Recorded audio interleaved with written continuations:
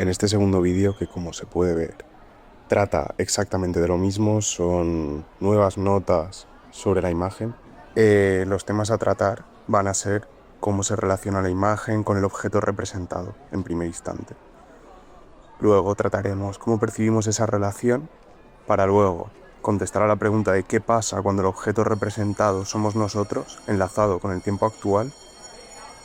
Y por último intentaremos dar como una pequeña respuesta ética, es decir, qué podemos hacer ante esta situación de relación con el objeto en la imagen y de relación de nosotros mismos siendo el objeto.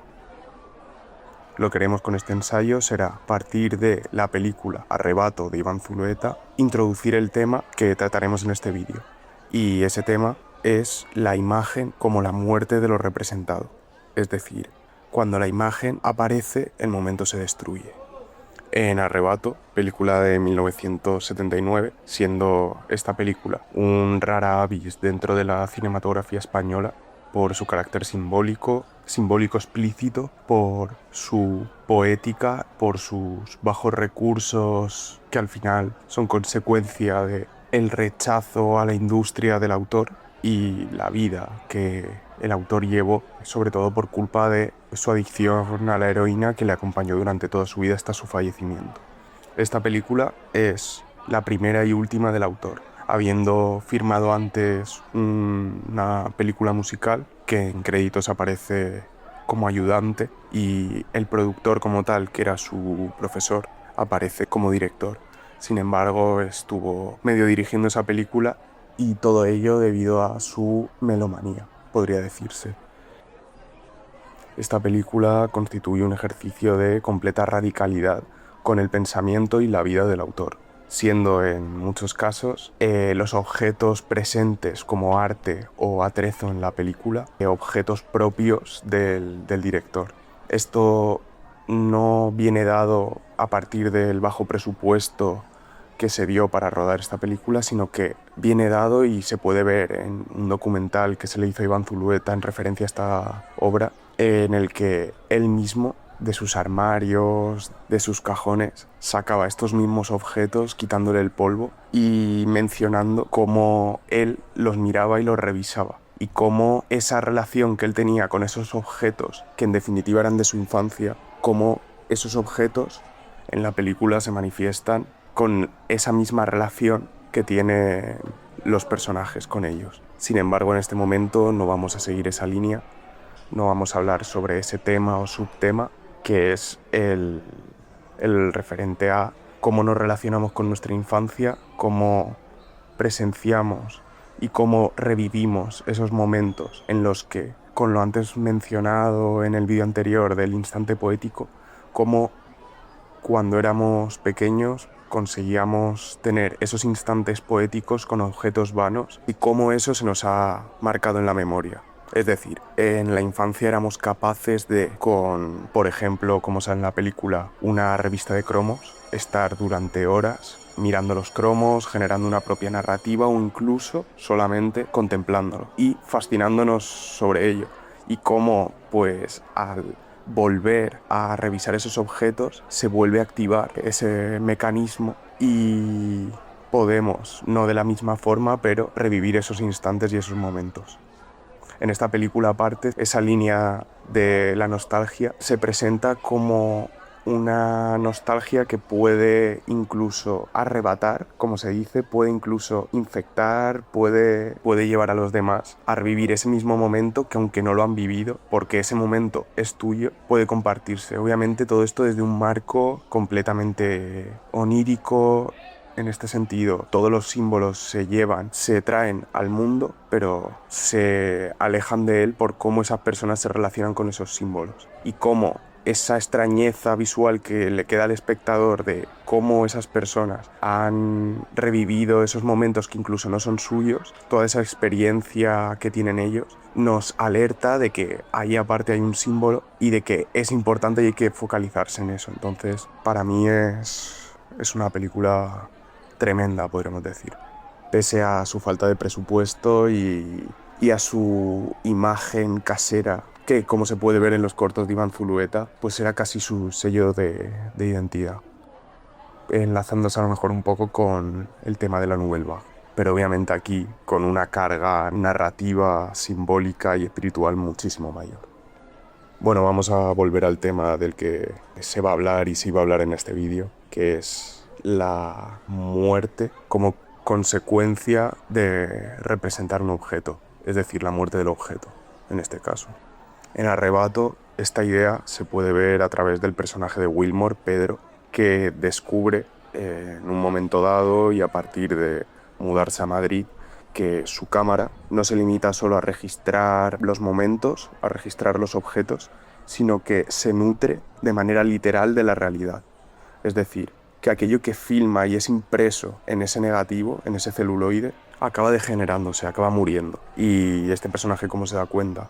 Porque en un momento dado y a raíz de estar filmando su vida, después de antes haber filmado más tema paisajes, más tema de momentos, a nivel técnico, timelapse, empieza a filmar pues eso, su vida en Madrid, después de haberse mudado y cómo él se relaciona con la vida tras la dictadura, el libertinaje sexual, la apertura hacia el uso de sustancias y cómo esa vida se enlaza con haberla filmado. No se llega a saber si él se está degenerando, se está destruyendo a partir de ese tipo de vida desenfrenada o si se está destruyendo porque lo está grabando.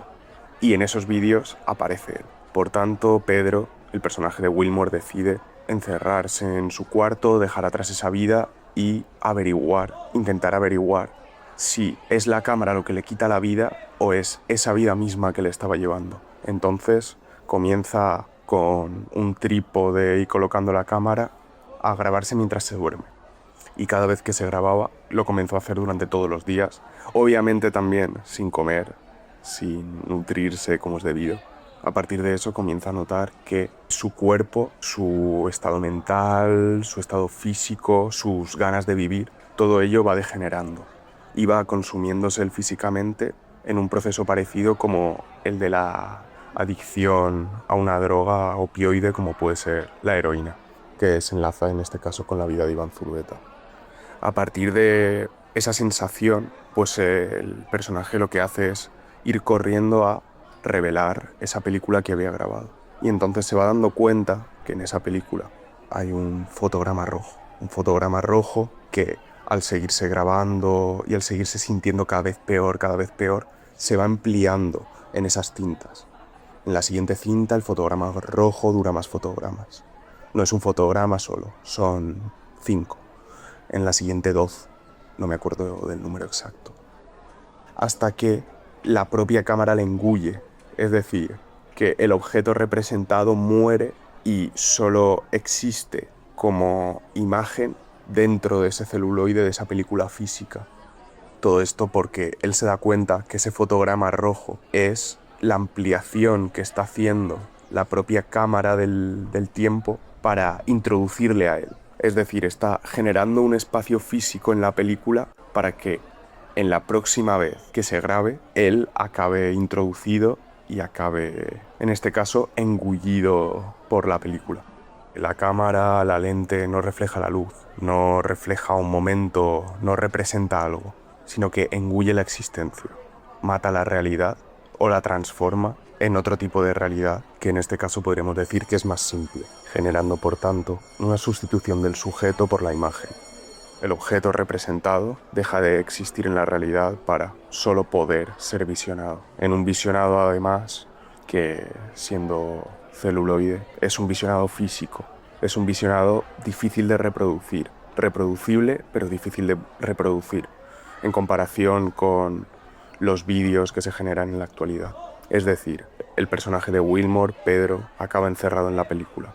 Y tras escuchar todo este proceso en unas cintas de cassette que le llegaron al personaje protagonista, José, acaba cayendo en esa misma trampa de la imagen y por tanto rellenando ese fotograma rojo para reencontrarse con Wilmore dentro de la película. Todo esto en un tono de horror, generando en el espectador una experiencia de angustia, sin efectos especiales, sin espectacularidad. únicamente con este concepto de vampirismo de la cámara. Por tanto, aquí lo que nos dice Zulueta es que la imagen es la trampa mortal definitiva, ya que el personaje protagonista es un director consagrado de películas, podríamos decir, de serie B, pero taquilleras. Y Wilmore es un aficionado al cine. Es el personaje de José el que le compra esa cámara Super 8 que le permite grabar con mejor calidad y registrar mejor todos sus cortos o sus experimentos de cine, que tienen que ver más con la vida que con el cine o con la ficción. Y este personaje de Wilmore, desde el comienzo de la película, se advierte en él una obsesión o fascinación por esa imagen grabada, por ese momento, y una fascinación por dónde poner el ojo, dónde mirar y por tanto dónde grabar. Por lo que se podría decir o concluir que la fascinación por la belleza fija, enmarcada, enjaular ese momento, exige un sacrificio, que es la aniquilación del ser. Cuando se comienza a grabar a él mismo, el resultado es la aniquilación del ser que la produce. Dentro de este ensayo, el primer punto a tratar es cómo se relaciona la imagen con el objeto representado. Y todo ello a partir de cierto tipo de datos históricos que apoyan la relación que hemos concretado. La relación entre una imagen y el objeto que representa se define a través de la semiótica, la teoría de signos y la teoría del arte. Pues la imagen nunca es el objeto, estando esta idea presente en el famoso cuadro de Magritte, La traición de las imágenes, en el que se representa una pipa de manera inconfundible con el texto que abajo dice: esto no es una pipa. Por tanto, la concepción clásica realista de que la imagen debe mantener la mayor fidelidad con el objeto representado, que es una idea que aún es popular y gana adeptos en reacción a las nuevas corrientes artísticas, puede llevar a error y confundir el objeto con la representación. Desde un plano histórico se puede ver en ejemplos prácticos la manifestación de la premisa de esta disertación, a saber, la imagen como muerte del objeto, ya que el arte en sí mismo evoca la momificación del presente, la prueba de que algo estaba y estuvo en un estado determinado. Pues en definitiva, lo que se busca es la perpetuación en el tiempo, la inmutabilidad del objeto mutable, y por ello es una falsedad, o una prueba de que el objeto ya no es en esa forma o estado, o que simplemente ya no es. En la antigüedad, a través de las prácticas egipcias, se encuentra la imagen no como decoración per se, sino como sustitución del cadáver. El faraón no es solo momificado para la conservación de su cuerpo en su camino espiritual tras la muerte, sino que fuera de su tumba, de la pirámide, se generaban representaciones de su presencia en pro de ser conservado su recuerdo, como son las máscaras mortuorias o los retratos funerarios.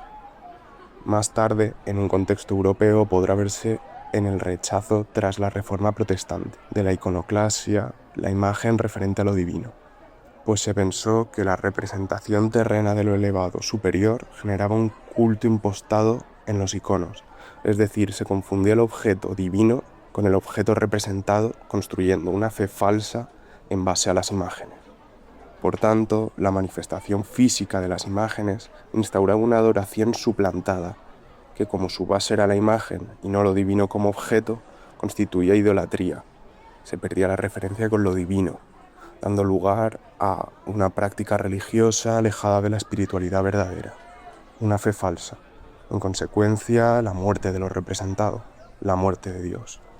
Otros ejemplos son la ilustración científica popularizada en los siglos del XVI al XVIII, en los que la imagen imponía la muerte del objeto vivo, para realizar la representación anatómica y posibilitar su estudio posterior. O la imagen post-mortem victoriana del siglo XIX, que se efectuaba a partir de colocar el cadáver en una posición y una expresión que transmitiese vida, para después conservarla en el salón como recuerdo del fallecido. En estos casos, la imagen se genera tras la muerte y, por tanto, en radicalidad práctica a esta premisa que nos acontece. También está el recelo de diversas culturas originarias a ser retratadas, pues al ser fotografiados perderían su alma, o desde otro punto de vista se imprimiría su imagen en un medio físico perdiendo su autonomía como sujetos, en confusión con su propia identidad y en un plano espiritual llevaría a la pérdida de control de uno mismo.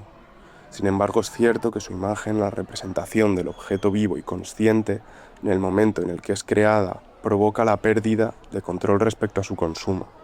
Por último, los perfiles de Instagram, cuando una persona fallece, son la culminación contemporánea de la sustitución del objeto, en este caso sujeto, por la imagen. En términos de Jean Baudrillard, en la actualidad la experiencia es asesina. Se procura capturar de manera indiscriminada los momentos vitales con el fin de recordarlos, dando lugar a que el momento no se viva y resultando en una paradoja, pues se captura una gran cantidad de momentos para ser recordados en los que solo queda el recuerdo de haberlos capturado, y no habiendo tampoco tiempo físico para revisar las grabaciones. En consecuencia, la muerte de la vida. De esta perspectiva funeraria de la imagen concluimos que su uso viene a darse a condición de ocupar un vacío, de sustituir la vida, acabando en la paradoja que menciona Roland Barthes en La cámara lúcida. Lo que se busca con la imagen es vencer la muerte. Sin embargo, la imagen solo deja constancia de la ausencia de vida. El segundo punto a tratar es cómo percibimos esa relación. Desde la perspectiva platónica, la imagen es un engaño. Percibimos que es objeto y que en ella reside su esencia. Este engaño nos lleva a que en vez de que la imagen amplíe o nos dé otra perspectiva de algo fuera del objeto o de su relación con éste, la imagen nos conduzca a la sustitución del objeto mismo. La imagen no es un engaño, ocupa un lugar esencial dentro del pensamiento. La imagen no se debe valorar en términos de realidad o irrealidad, pues es construida y como tal ficcional. Esto quiere decir que en la imagen hay un peso intelectual. Se quiera o no se quiera, hay conciencia tras su creación y tiene valor en términos humanos, más experienciales que racionales. Pues como he mencionado antes, la imagen, como el arte, tiene la pretensión de inmortalidad, aunque sea imposible y no dependa de ella, ya que al fijar un momento se pretende volver a él, es decir, se busca una persistencia en el tiempo. Esta forma de pensar la imagen se ha perdido con la aceleración de los tiempos, como su componente funerario, que deriva en consecuencia en un sacrificio doble, el de parar la vida en pro de su creación y el de matar aquello que estamos viendo, dado que nunca recuperaremos el tiempo perdido y nunca volveremos a ver el objeto como en la imagen en la que se representó. Para Maurice Blanchot, la imagen no salva el objeto de su destrucción, sino que consuma su desaparición. En la teoría clásica, la semejanza es un puente entre la imagen y lo representado. Para Blanchot, la semejanza es un abismo.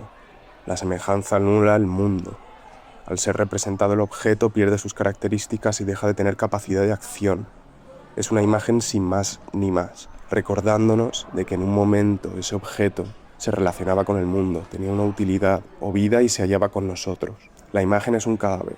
El objeto muere y como tal deja de relacionarse con el mundo para ser imagen y solo cáscara o apariencia. Y este proceso es de muerte, debido a que el objeto queda anulado, pues tras su representación se produce la sustitución del doble sobre lo real.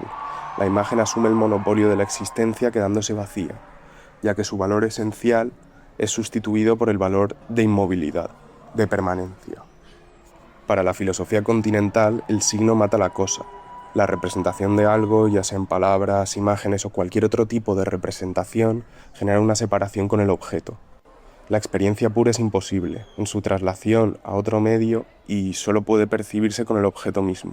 Para Lacan, en el momento en el que, ya solo con palabras, podemos nombrar un objeto o un deseo, perdemos el contacto directo con su materia, pues la palabra sustituye la vivencia física y la imagen entiendo que será algo similar.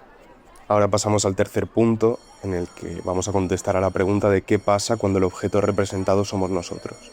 Esto es, las redes sociales como la muerte de uno mismo y por uno mismo, aunque se te tire por la cascada para dejar que la corriente te conduzca al abismo del mar.